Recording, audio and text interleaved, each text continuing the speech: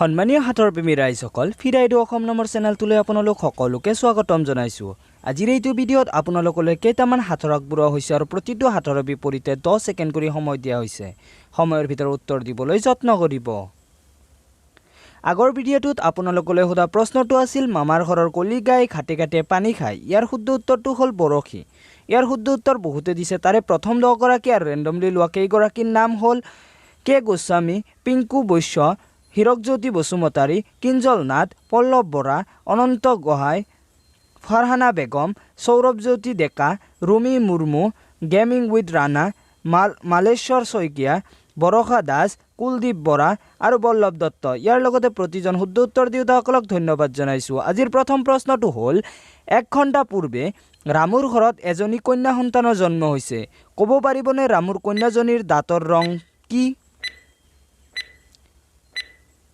অলপ ভাবি চিন্তি উত্তৰটো দিয়ক।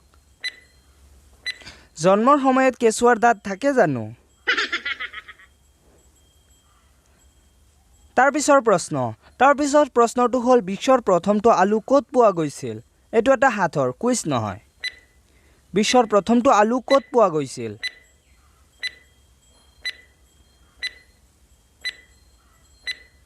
সময় সমাপ্ত। ইয়াৰ শুদ্ধ উত্তৰটো হ'ল মাটিৰ তলত। তাৰপিছৰ প্ৰশ্নটো হ'ল নাই মুখ নাই মাথা টিপি দিয়াৰ লগে লগে কয় কথা। ক'ব পাৰিবনে ইয়াৰ উত্তৰটো কি? প্ৰশ্নটো আকৌ এবাৰ কৈছোঁ, নাই মুখ নাই মাথা টিপি দিয়াৰ লগে লগে কয় কথা। সময় সমাপ্ত। ইয়াৰ উত্তৰটো হ'ল ৰেডিঅ' অথবা টিভি। তাৰপিছৰ প্ৰশ্নটো হ'ল তিনিটা আখৰেৰে এটা জন্তুৰ নাম। প্ৰথম দুটা আখৰ মিলি এজন ল'ৰাৰ নাম, পাছৰ দুটা আখৰ মিলি এজনী ছোৱালীৰ নাম হয়। ক'ব পাৰিবনে ইয়াৰ উত্তৰটো কি?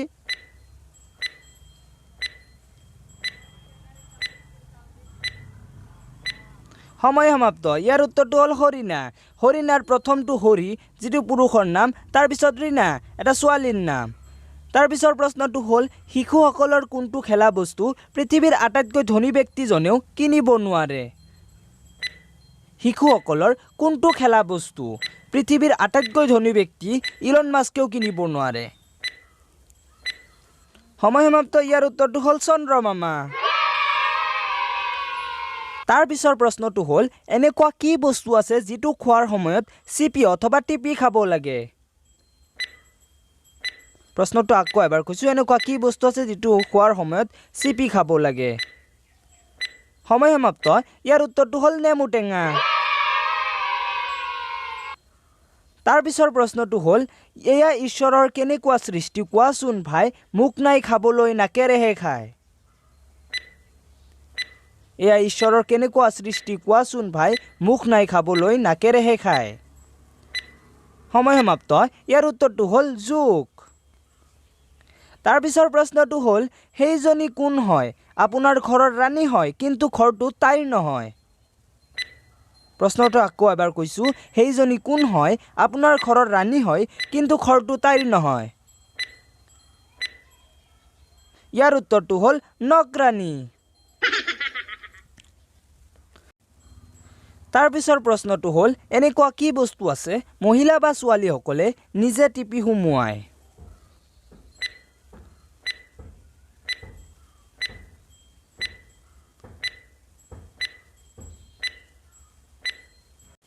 সময় সমাপ্ত।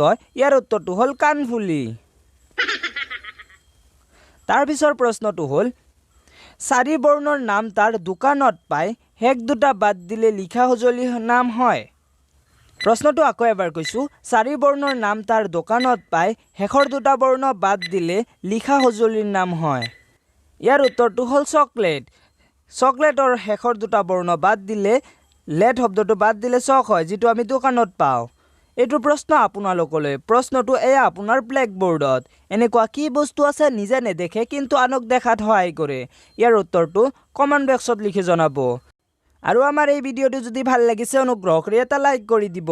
আৰু এনেধৰণৰ মজাৰ হাতৰ ভিডিঅ' চাবলৈ আমাৰ চেনেলটো কিন্তু ছাবস্ক্ৰাইব কৰিবলৈ নাপাহৰিব। এই চেনেলটো আগুৱাই যোৱাত আপোনালোকৰ মৰম আৰু আশীৰ্বাদেৰে সহায় কৰাৰ বাবে আপোনালোক সকলোকে ধন্যবাদ জনাইছোঁ। ধন্যবাদ।